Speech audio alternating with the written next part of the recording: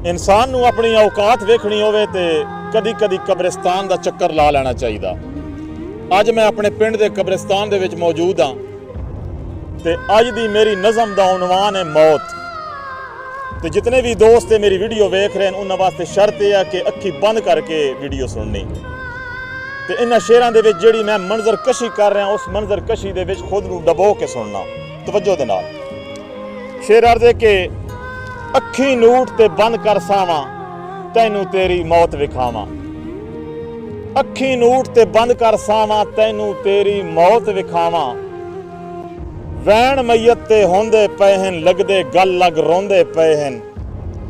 Van मैयत ते होंदे पे हन लगदे गल लग रोंदे पे हन। बांग असर दी थींदी पई है तेरी कबर खटींदी पई है।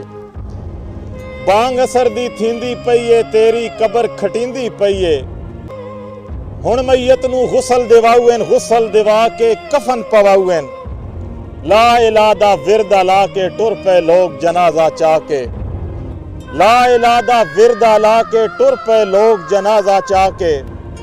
जनाजा मौलवी साहब पढ़ाउन मैयत दे कान दुआ फरमाउन। जनाजा मौलवी साहब पढ़ाउन मैयत दे कान दुआ फरमाउन। आखिरी रस्म भी थींदी पई है मैयत तेरी दफनींदी पई है।